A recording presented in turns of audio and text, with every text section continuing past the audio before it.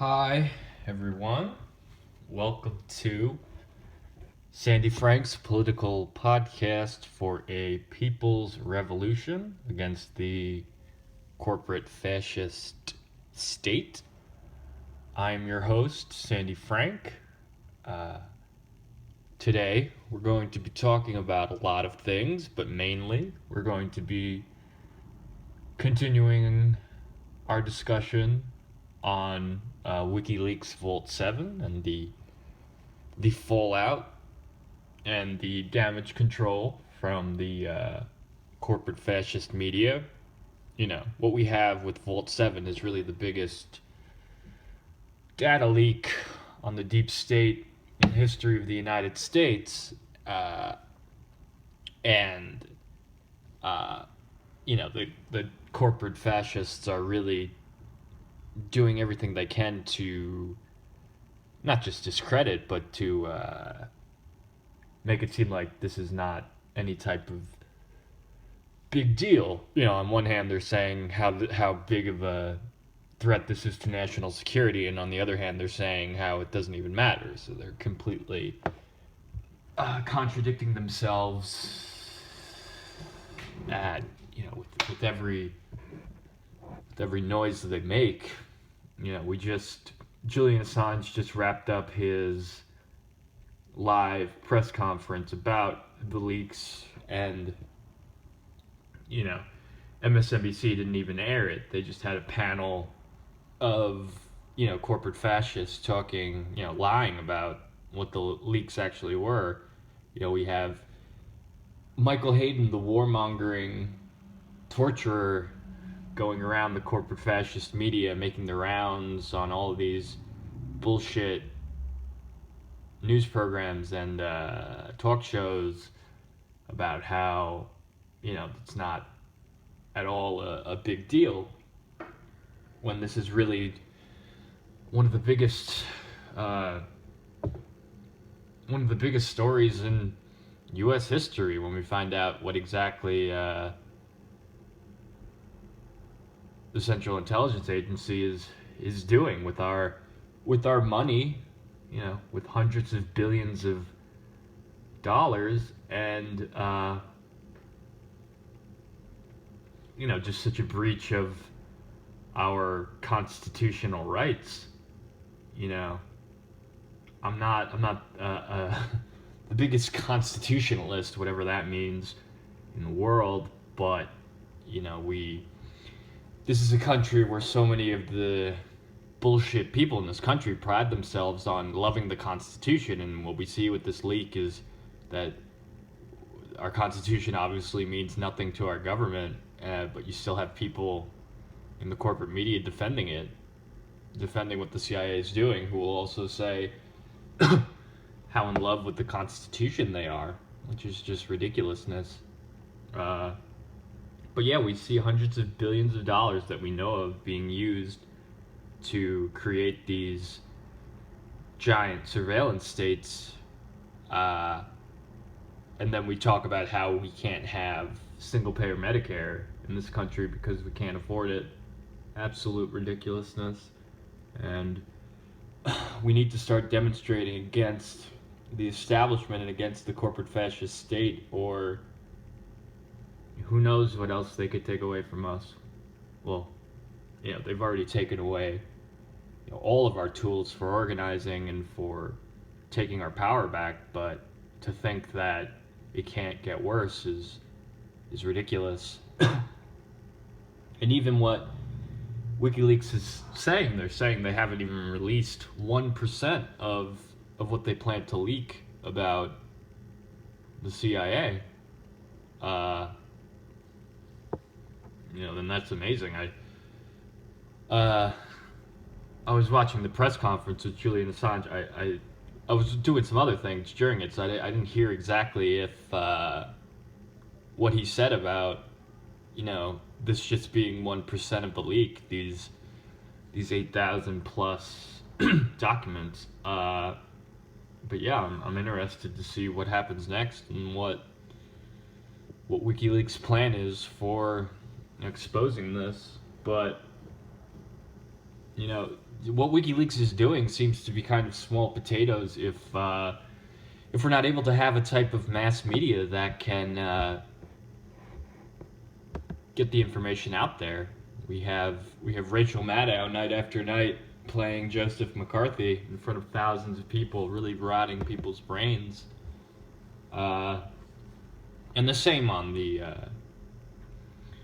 the quote unquote right wing side, Bill O'Reilly, that nonsense. But yeah, we really need to take back we need to take our media and make it for the people and make it for speaking truth to power instead of what MSNBC and the McCarthyites and the Michael Moore crazy people are doing. It's really just disgusting. So we're going to continue to look at the release from WikiLeaks, and then we're also going to look at what people like Caitlin Johnstone of Newslogue is writing about WikiLeaks, trying to correct a lot of the bullshit coming out of the fascist media about what's actually in the WikiLeaks and what these leaks actually mean and all this. But we're going to continue from yesterday. We're looking at the examples section of what these leaks really mean, as WikiLeaks reports from 2 days ago. So we're gonna read. We're gonna read about some of these specific programs that are mentioned in the leaks, because as a lot of people are saying, James Corbett just put out a video about the leaks. There's a lot of jargon in here that's really difficult for lay people to understand. So it's good that this is the importance of the press, getting tech experts and journalism experts to be able to explain to the people what a lot of this tech jargon and deep state jargon really means. So let's look at examples. All right. The CIA's Engineering Development Group, EDG, management system contains around 500 different projects, only some of which are documented by year zero, each with their own sub-project, malware, and hacker tools. The majority of these products relate to tools that are used for penetration, infestation, parentheses implanting, and then control and exfiltration. Another branch of development focuses on the development and operation of listening posts and command and control systems used to communicate and control CIA implants. Special projects are used to target specific hardware from routers to smart TVs. Some example projects are described below. All right, let's go into Umbrage. This is one system. This is probably one of the most Orwellian parts of all this. So let's look at the Umbrage. The CIA's handcrafted hacking techniques pose a problem for the agency. Each technique has created forms a fingerprint that can be used by forensic investigators to attribute multiple different attacks to the same entity. This is an analogous to finding the same distinctive knife wound on multiple separate murder victims. The unique wounding style creates suspicion that a single murder is responsible.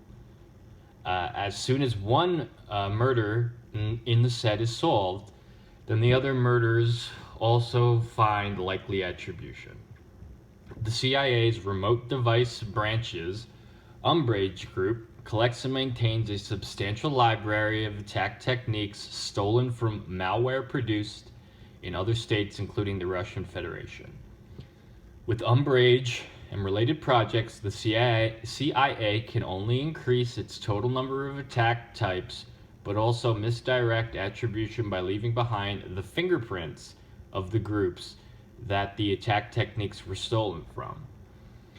Umbrage components cover keyloggers, password collection, webcam capture, data destruction, persistence, privilege escalation, stealth, antivirus, PSP avoidance, and survey techniques. All right, now we look at the term fine dining. Fine dining comes with a standardized questionnaire, i.e. menu, that CIA case officers fill out. The questionnaire is used by the agency OSB, Operational Support Branch, to transport the requests of case officers into technical requirements for hacking attacks, typically exfiltrating information from computer systems for specific operations. The questionnaire allows the OSB to identify how to adapt existing tools for the operation and communicate this to CIA malware configuration staff. The USB functions as the interface between CIA operational staff and the relevant technical support staff. Among the list of possible targets of the collection are asset, liaison asset, system administrator, foreign information operations, foreign intelligence agencies, and foreign government entities. Notably absent is any reference to extremists or transitional criminals. The case officer is also asked to specify the environment of the target, like the type of computer, operating system used, internet connectivity, and installed antivirus utilities, PSPs, as well as a list of file types to be exfiltrated, like office documents, audio, video, images, or custom file types. The menu also asks for information if recurring access to the target is possible and how long unobserved access to the computer can be maintained. This information is used by the CIA's JQJIM PROVISE software to configure a set of CIA malware suited to the specific needs of an operation. So now we go on to what that is. The improvise, or the JQJIMPROVISE, or the JQJ improvise. All right, so improvise is a tool set for configuration, post-processing, payload setup, and execution vector sections for survey/exfiltration tools supporting all major operating systems like Windows, Mac OS, Linux, and Linux. Its configuration utilities like Margarita allow the NOC, Network Operations Center, to customize tools based on requirements from fine dining questionnaires. And then we move on to HIVE, or Hive. Hive is a multi-platform CIA malware suite and its associated control software. The project provides customizable implants for Windows, Solaris, MikroTik, used in internet routers and Linux platforms, and a listening post/command and control infrastructure to communicate with these implants. The implants are configured to communicate via HTTPS with the web server of a cover domain. Each operation utilizing these implants has a separate cover domain, and the infrastructure can handle any number of cover domains. Each cover domain resolves to an IP address that is located at a commercial VPS, virtual private server provider. The public-facing server forwards all incoming traffic via a VPN to a blot server that handles actual connection requests from clients. It is set up for operational SSL client authentication. If a client sends a valid client certificate, parentheses, only implants can do that, then the connection is forwarded to the honeycomb tool server that communicates with the implant. If a valid certificate is missing, which is the case if someone tries to open the cover domain website by accident, the traffic is forwarded to a cover server that delivers an unsuspicious looking website. The honeycomb tool servers receives exfiltrated information from the implant. An operator can also task the implant to execute jobs on the target computer So the tool server acts as a C2, a command and control server for the implant. Similar functionality, though limited through Windows, is provided by the Rick Bobby project. So, these are specific examples of how a lot of this works. But we want to look. That's a lot of jargon that it's kind of hard to disseminate. If you're like me and you don't know shit about tech. So now we're going to look at Newslogue.com's Caitlin Johnstone's article, kind of explaining, not just about these leaks, but about WikiLeaks in general, what they do, clearing up a lot of, misinformation that's spread by corporate media about WikiLeaks. All right, so 7 profoundly stupid things that people say about WikiLeaks. WikiLeaks is due to release its mysterious and spectacularly hyped Vault 7 drop within hours of this writing. A few hours later, we'll probably all be arguing about its content, so I'll figure it'll be helpful to tap out a few of the most shockingly moronic things that people often say about WikiLeaks and online discourse to give my readers some extra tools for debating this stuff. If you can shut a brainwashed CNN watcher down with a simple link or two, that frees up space in the conversation for the grown-ups to kick around real ideas. So I'll be filling this essay with copious hyperlinks for your reference. I love Caitlin Johnstone. She's, she really cuts through a lot of the bullshit. I can't tell you how many times I've found myself debating a specific point about an important political topic, like the way the DNC violated the impartiality clause of their own charter by deliberately stacking the deck for Hillary Clinton, only to realize after some time that the person I'm debating was never actually read any of the more egregious WikiLeaks documents relevant to the subject. There's absolutely no excuse for this. If you are an American and you still haven't taken a thorough look to the DNC leaks and the Podesta emails, or if you still believe those documents are false or unimportant, then your political opinions are invalid because your entire political worldview is malinformed. You do not have enough information to have an informed understanding of the way your country's political system operates. To help dispel the darkness of this inexcusable ignorance, here are 7 of the common stupid things that people say about WikiLeaks and why they're wrong. So she puts a WikiLeaks quote right here. Announce, email exposing Donna Brazile rigging Sanders versus Clinton debate questions, also authenticated by Google. So number 1, WikiLeaks is fake news, Russia propaganda, forged, unreliable. WikiLeaks has a decade-long, 100% perfect record of vetting its sources and has never had to retract anything it's published due to inaccuracy. That's why when the DNC leaks first dropped in July of last year, nobody tried to claim they were forged. They just apologized to the Sanders campaign for their impropriety and tendered their letters of resignation. It wasn't until the Podesta emails began dropping in October that anyone, namely then-acting DNC chairwoman Donna Brazile and then vice presidential candidate Tim Kaine, was dumb enough to try and say the documents were forgeries, and WikiLeaks dropped the hammer on them by publicly posting the emails incriminating them with DKIM verification, disproving their allegations. So another WikiLeaks tweet announced, email with statement that Clinton had secretly picked Tim Kaine as VP, now also verified by Google. So in 2010, WikiLeaks head honcho Julian Assange told Mother Jones that any leak that comes to them through their specialized secure anonymous Dropbox is rigorously vetted by a multidisciplinary team of himself plus 4 others whose identities he keeps secret. Former UK Ambassador Craig Murray writes in his blog that WikiLeaks rejected his government torture leaks because its documents didn't meet their strict standards for publication. Without their long history of perfect, accurate releases, the reputation of the organization would be ruined and nobody would have any reason to believe subsequent releases on their part.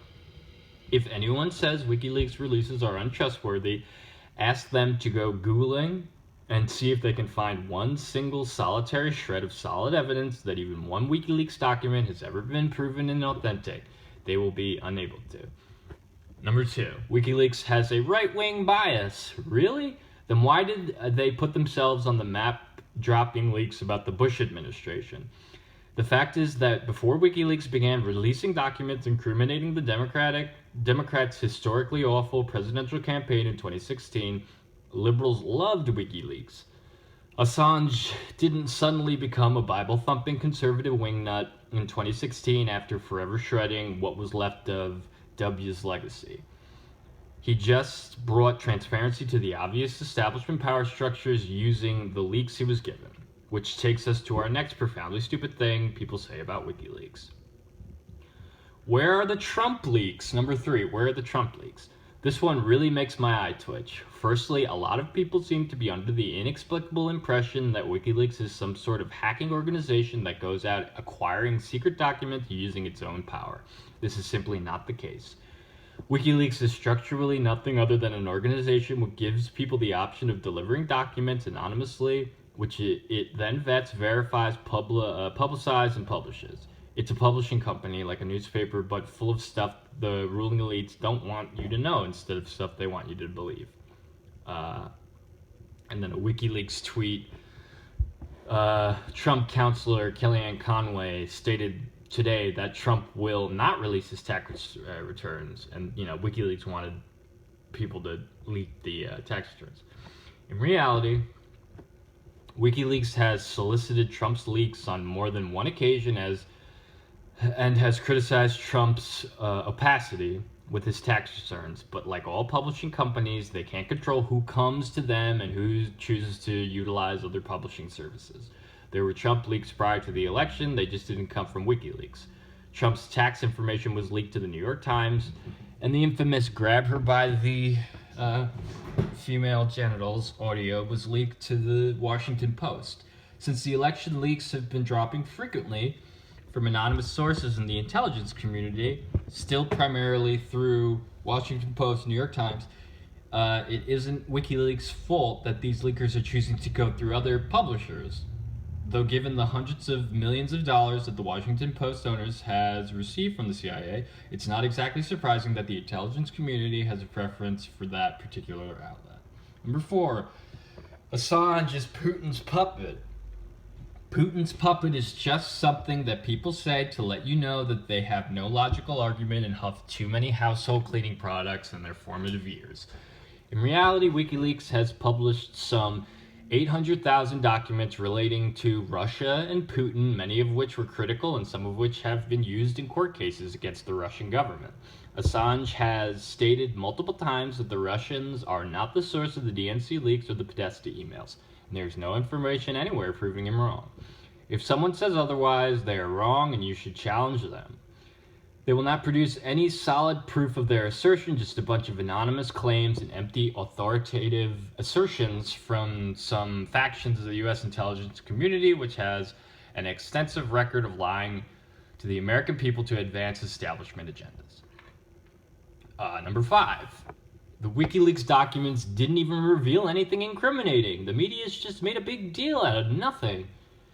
People still sincerely make this intensely idiotic assertion, and it's only because they are either A, haven't read the DNC leaks and the Podesta emails, or B, are hoping the person they're debating hasn't read them. In reality, the conspiring and us versus them language between DNC officials and their leaked emails unquestionably reveals a blatant violation of Article 5, Section 4 of the DNC Charter, which promises the American people that the DNC chairperson who was included in and participated in many of these emails shall be responsible for ensuring the national officers and staff of the Democratic National Committee, maintain impartiality and even-handedness during the Democratic Party presidential nominating process. This plainly did not happen, as a glance at some of the nastiest emails reveals. The DNC charter was revised with the promise to prevent a Dem exit after the 1968 fiasco in Chicago, and in 2016 they undeniably broke this promise. As bad as the DNC leaks were, the Podesta emails were far more incriminating. From Donna Brazile serving as a mole against the Sanders campaign and passing multiple debate questions in advance to Hillary Clinton, to an email from a Citigroup executive instructing Obama what cabinet picks, who would then go on to shape policy for dealing with Wall Street crooks after they caused the 2008 global financial crisis, close parentheses. He was permitted to choose from prior to his election in 2008. To the Clintons taking bribes from Qatar and Morocco and knowingly accepting funds from political bodies that arm ISIS, to evidence that the DNC was stacking the deck for Clinton as early as 2014, to a suggestion that the Clinton campaign had some sort of leverage over Bernie Sanders, to Clinton promising a group of Goldman Sachs executives that she would lie to the American people for their benefit by assuring them that she understood the importance of having both a public and a private position when it comes to economic matters. There was more than enough shocking data there to rightly hurt Clinton's approval rating. Number 6. Oh, here we go. Julian Assange is a rapist / pedophile. Oh boy. This one is especially stupid because it distracts from the undeniable veracity of the WikiLeaks documents themselves, but it's also easily refuted, so let's go over it real quick. Assange has not been charged with rape, let alone convicted. Here is a breakdown of the facts of his case from justiceforassange.com. The pedophilia accusation is vastly more absurd.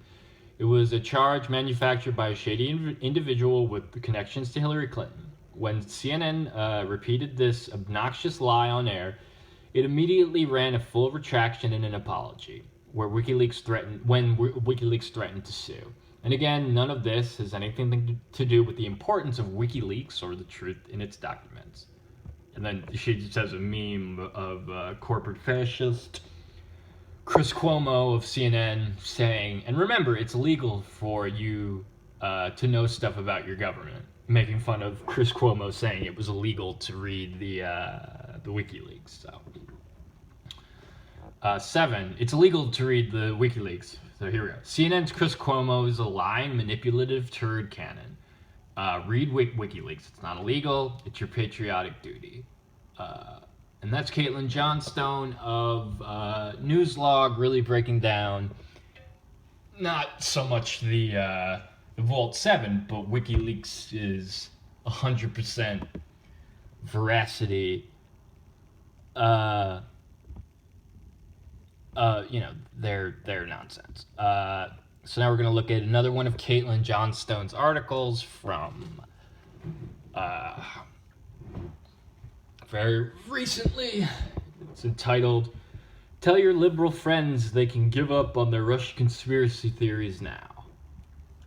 Stick a fork in it, it's done. There is no longer any reason for any sane person to believe the Russian hacking narrative, and therefore any of the anti-Russian sentiment that was built upon it. Tell all your liberal friends and family that they can let go of all the psychotic conspiracy theories coming out of Rachel Maddow's perpetually indignant face and go back to their comfortable vanity politics and virtue signalings, because the dead horse they've been flogging has officially left the building." Here we go. The still completely unproven conspiracy theory that Russian hackers stole emails from the Democratic insiders with the specific goal of handing Donald Trump the election was initiated by the CIA in December of last year, when it anonymously leaked those allegations to the Washington Post, whose owner has received hundreds of millions of dollars directly from the CIA. Later that month, the same CIA-funded mainstream publication would then publish an article by a recently retired CIA operative arguing strongly that the CIA shouldn't have to provide the American people with any proof of these allegations. This consistent refusal to show the public one shred of proof of the allegations of Russian hacking or Trump's ties to the Russian government already had the intelligence community in Saddam has WMD's territory, due to the obvious political implications and the alarming way the corporate media instantly and unquestioningly jumped on board with the unproven allegations in the exact same way as they did in the build-up toward the unforgivable Iraq invasion. Then came Vault 7. Excuse me. With the revelation that the CIA has been deliberately collecting programs which give it the ability to forge signs of hacking activity from many other nations, the Russian hacking narrative went completely out of the window. It is an indisputable fact that the CIA has an extensive history of lying to the American people at every turn about everything from torture to regime changes to spying on Congress to assassination attempts, and now we learn that they actively cultivated an arsenal that would give them the ability to fabricate the very evidence that was alleged to have been used to ignite this entire Russia controversy in the first place. There is now an entire planet full of potential suspects for the pre-election leaks and all the other reasons we've been given for escalating tensions with Russia by increased sanctions, NATO troop amassment, etc., have been premised upon those now completely empty hacking allegations. Let's take a minute to rip apart all those remaining reasons Americans are being given for why Russia should be treated as an enemy. So, we should treat Russia as an enemy because they invaded Crimea. No, they didn't. Saying Russia invaded Crimea is like me saying my friend invaded my home when I invited her over for tea. The overwhelming majority of Crimeans reported in an American poll during the 2014 annexation that they preferred to be with Russia than Ukraine and that they believed the Ukrainian government should honor the annexation. A year later, a German poll revealed that this publication opinion was still the case. This should have completely ended the Crimea debate once and for all. America has toppled entire governments with the stated goal of spreading democracy, but when the people of a strategically valuable region like Crimea want something that's strategically disadvantageous, majority rule suddenly goes out the window? No, that's stupid, shut up. Secondly, what in God's name does Crimea have to do with Russia election meddling in America? How come nobody ever talks about this? The seemingly infinite number of MSC acolytes I encounter online often mention Crimea and the election hacking in the same breath. Why? What do they have to do with one another? What do these fictional email hackers have to do with amassing troops on Russia's border in the largest military mobilization since World War II? The marriage of these two completely unrelatable concepts is held together by nothing but the same corporate media propaganda that manufactures consent for all military engagements. Thirdly, the Crimean annexation was in 2014. Why are so many Americans pretending to care about this all of a sudden? At the time, a survey showed that only 1 in 6 Americans were capable of finding Ukraine on a map, let alone the tiny Crimean peninsula. Where did all these armchair Crimea experts come from all of a sudden? Could it be that the fear of a Trump presidency and all the horrors they were promised would come with it led people to get sucked into the McCarthyite Russia hysteria? And they began allowing the talking heads on TV to program their geopolitical perspectives? I think so. Next point. We should treat Russia as an enemy because they joined Assad in Syria. No, you shouldn't. Syria and Russia have been allies for generations, and Russia only became directly involved in the Syrian conflict at the request of the Syrian government in late 2015 after the only people fighting Assad were known jihadi extremists with ties to ISIS and al-Nusra al-Qaeda.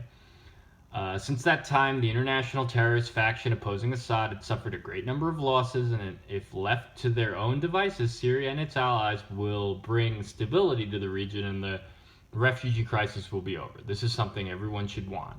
And again, this has nothing whatsoever to do with the Russian hacking we now have no reason to believe ever even happened. It's a completely unrelated factor being woven into other unrelated factors by corporate media propagandists to create the appearance of a single cohesive narrative. But it isn't.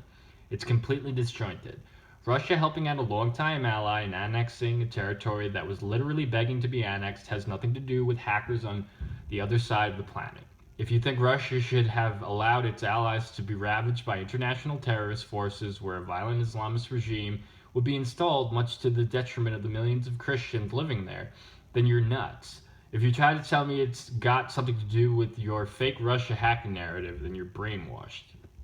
I suppose it could be argued that Russia wanted to install Trump because he wouldn't interfere with their behavior in Syria and Crimea, but there's no reason anyone should interfere with their behavior in Syria or Crimea. They're not doing anything wrong, and the intelligence community knows it. The intelligence community cares about Syria and Crimea because they're both strategically important locations, not because they care about Syrians or Crimeans. If you believe America has a God-given right to claim any strategically advantageous territory as its own anywhere on the globe, that's called imperialism, and you should go join the British Navy in the 18th century where that garbage belongs. If you believe America should stop causing military conflicts over these territories and mind its own damn business, join the club. I don't completely agree with her about all of that, about Russia's activity in Crimea and Syria, but it's completely clear that the United States is causing a lot of the destabilizing factors in a lot of these areas. These are where I'll agree with her. Next point. We should treat Russia as the enemy because they circulated propaganda on the internet to advance their government's agenda. This one barely deserves a response. Your government gave itself the legal ability to conduct psyops on you in 2013, America.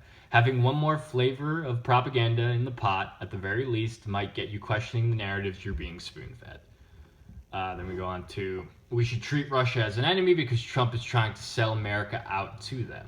What does that even mean? I hear this constantly when debating the subject, and nobody has ever once been able to tell me what selling America out would look like specifically. It's just this amorphous notion of the periphery of every corporate media consumer's mind that they can't quite bring into consciousness when asked about it. It's one of those unquestioned assumptions that simply does not hold water when examined critically. If I might venture a guess, I imagine that if I could get one of these deep state acolytes to decompartmentalize enough to examine this idea consciously, they would find that selling America out to Russia actually just looks like not being aggressive towards Russia. It is generally a good idea for two nations not to antagonize one another. It becomes an even better idea when both of those nations are armed with enough nuclear weapons to end all life on Earth many times over. Next point, well, Trump is definitely conspiring with the Russian government. There's absolutely no evidence for this. If there were, the CIA would have found it by now. There's currently no more reason to believe Trump is conspiring with the Russian government than there is to believe that Rachel Maddow is conspiring with the Russian government. There is no evidence for either of these two things. Next point, Russia is doing everything they can to get out of their sanctions and sell fossil fuels. This is one of the newer lines that's being used, and it's easily the most ridiculous. It's another one of those sub-narratives that just don't hold up to any amount of scrutiny. You mean they want money instead of sanctions? Those evil monsters. Next point, but Trump made a policy change advocating non-interventionism in Ukraine. So did Obama. There really is no factual basis for tying Trump to Russia. I'm sorry, Democrats, but Trump is a mess you're not going to be able to impeach your way out of. Try creating a party that serves the will of the people instead of the will of the plutocrats. That's all it'll take for you to stop losing, I promise. The Republicans are very beatable if you can actually find a way to distinguish yourself from them that doesn't involve a new Cold War. Next point. But people in his administration lied about meeting with Russian diplomats. This is the only argument that has even a grain of truth in it. It is a stretch to say that they all lied, but surely some people in the Trump administration have been less than forthcoming about their interactions with Russian diplomats. But then, so have Democrats. Claire McCaskill did the exact same thing in the exact same way, saying she'd never met with the Russian ambassador in a tweet that was disproven by internet sleuths who didn't even have the benefit of wiretapping and anonymous Washington Post leaks to prove her wrong. Why is this? Why are people on both sides of the aisle doing everything they can to look as anti-Russian as possible? I think the answer to this is obvious. Until the DNC leaks came out, interacting with Russian diplomats was considered something normal for politicians to do. Because guess what? There was no Russia hysteria before then. None. After the end of the Soviet Union and prior to the latter half of 2016, Americans thought very little about Russia and nobody cared when the politicians met with Russians. This manufactured McCarthyist feeding frenzy was deliberately manufactured extremely recently on the back of what turns out to be a complete absence of reliable evidence. And now, all of a sudden, everyone is terrified to volunteer the information that they interacted with Russian politicians. So the only solid thing that we can find in this chaotic tumult of baseless assertions and empty fear-mongering is the fact that people in Washington are less than forthcoming about their interactions with Russians because a false narrative has instilled a completely arbitrary sense of enmity with that nation. You can't escalate tensions with nuclear superpower on evidence like that. That's not even evidence. It's just a weird dynamic created by the establishment. This is stupid. This should stop. It's very difficult to convince people they've been suckered by propaganda, but the more we all loudly refuse to buy into the lies the establishment power structures are feeding us, the easier it becomes to break the spell. Let's keep screaming at this thing.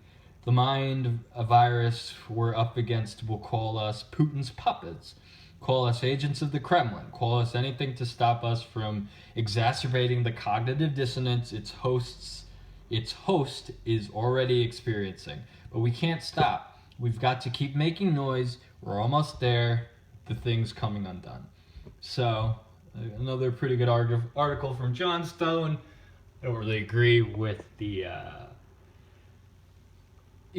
she said a lot of facts about the Russian interventionism in Crimea. And, she made a lot of good points. But, maybe giving the Russian government a little too much credit. Again, Trump, even though we're against these establishment U.S. power structures, the Trump power structures and the Russian power structures and the Chinese power structures and all, power structures from all over are still our enemy as well. But a very, very good breakdown of a lot of bullshit and propaganda coming out of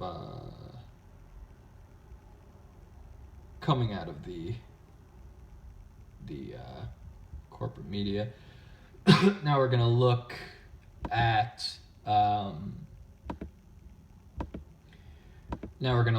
something from RT, an article out of RT entitled Wikileaks CIA Vault 7. We are looking at George Orwell's 1984. So just kind of going into the shocking revelations of and how it coincides with something like 1984. WikiLeaks revelations about the CIA and its scope of activity show that this is not only a security issue, it impacts businesses while the privacy we take for granted is at risk. It is a very dangerous path for democracy to go down, experts told RT. Whistleblowing website WikiLeaks released on Tuesday a part of confidential documents on America's Central Intelligence Agency. WikiLeaks said that this collection of leaked CIA documents, which revealed the extent of its hacking capabilities, was less than 1% of its Vault 7 series. These documents also include revelations that the CIA is apparently able to disguise its own spying as work of other countries. The misdirecting of evidence.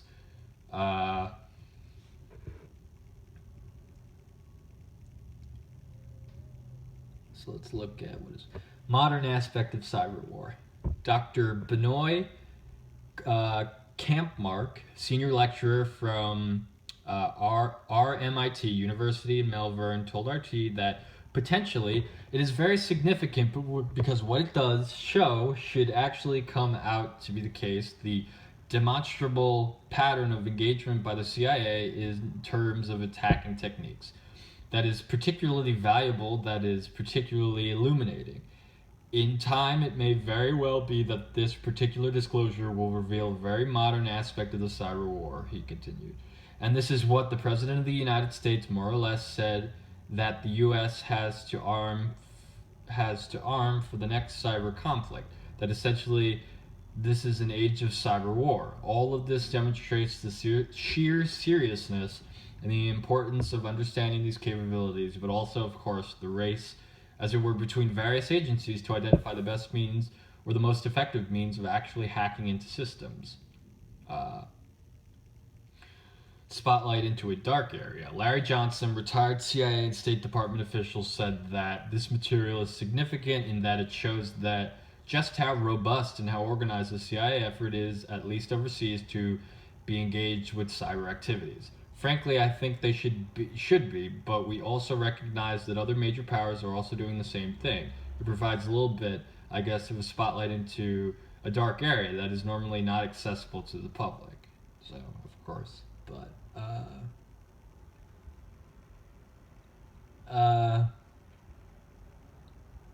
let's see what this person has to say. Not just a security issue, impacts business. Asked about whether it is really Russian hackers that people should be worrying about, John Safa, Push4 founder, told RT that his experience is that there are hackers all over the globe. In Safa's view, this is quite damaging information in these documents, especially because some of this is validated by legitimate source code that is in there as well. I don't think it is just the Russians at all. There are very clever security experts both in the UK, here in London, and also in the US. Safa told his biggest concern is with the messaging tools. Part of these documents have demonstrated that a lot of other popular tools like WhatsApp and Telegram have been hacked. And obviously, this is starting to be reflected in Europe. Deutsche Bank banned WhatsApp.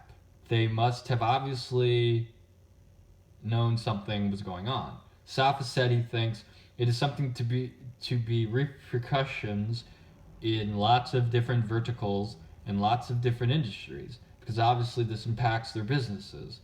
That is not a security issue, but it also impacts business.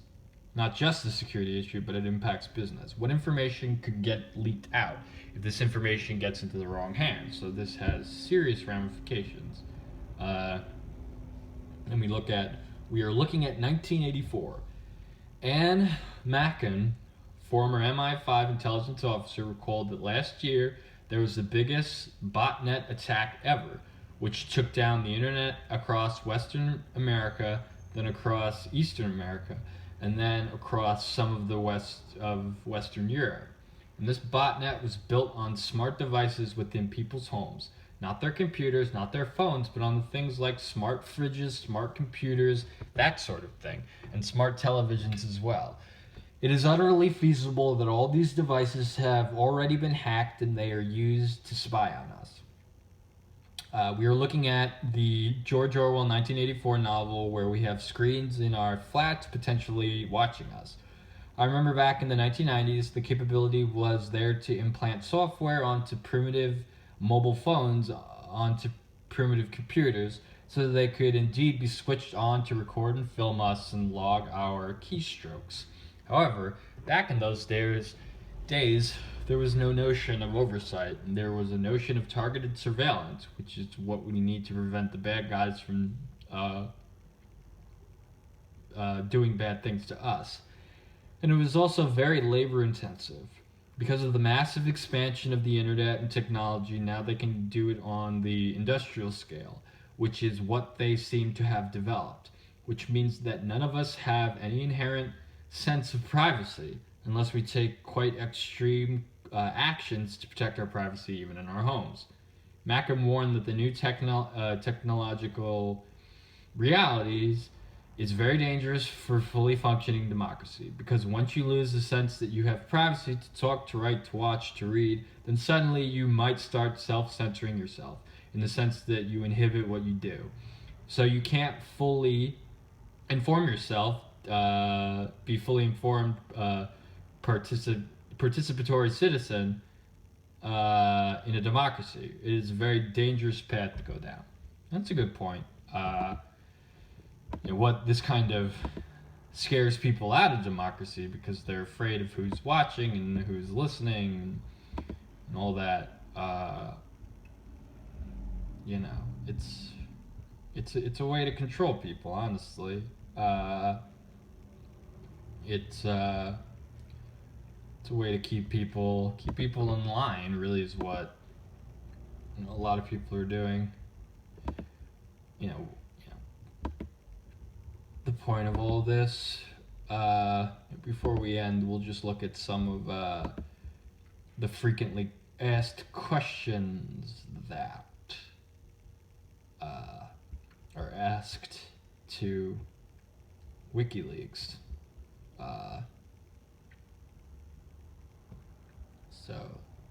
What is Vault 7? Vault 7 is a substantial collection of material about CIA activities obtained by WikiLeaks. When was each part of Vault 7 obtained? Part 1 was obtained recently and covers through 2016. Details on the other parts will be available at the time of publication. Is each part of Vault 7 from a different source? Details on the other parts will be available at the time of publication. What is the total size of Vault 7? The series is the largest intelligence publication in history. How did WikiLeaks obtain Vault 7? Each part of sources trust WikiLeaks to not reveal information that might help identify them. Isn't WikiLeaks worried that the CIA will act against its staff to stop the series? No, that would be certainly counterproductive. Has WikiLeaks already mined all the best stories? No, WikiLeaks has intentionally not written up hundreds of impactful stories to encourage others to find them and so create expertise in the area for subsequent parts in the series. They're there. Look. Those who demonstrate journalistic excellence may be considered for early access to future parts.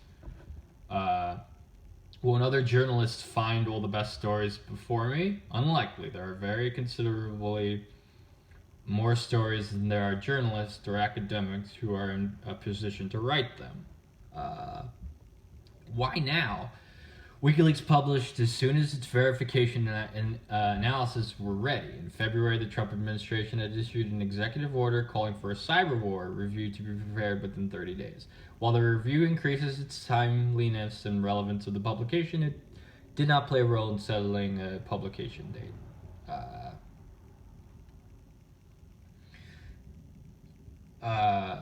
Wiki pages. Year 0 contains 7,818 web pages with 943 attachments from the internal development groupware, the software used for its purpose called Confluence and proprietary software from Atlassian.